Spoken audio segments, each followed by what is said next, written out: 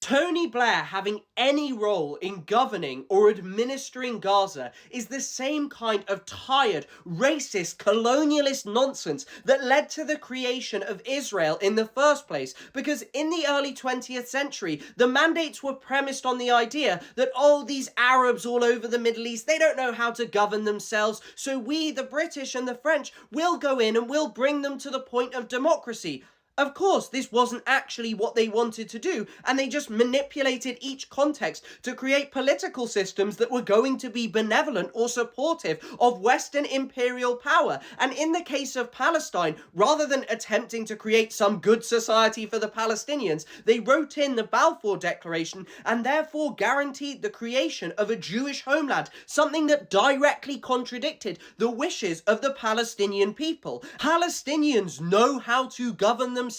They sent a delegation to the Ottoman Parliament before Israel ever existed. There was a Palestinian political scene in the early 20th century with key figures like Musa Kazim, the mayor of Jerusalem, and people often cite the 2006 election where Hamas came to power as proof that Palestinians can't govern themselves, but these were internationally celebrated elections. The problem only came when the Palestinians didn't elect the PA and Fatah, because Hamas were allowed to stand by Western countries. They just didn't think that they would win. In fact, Condoleezza Rice was so surprised that she allegedly fell off her treadmill when she heard the news that Hamas was elected.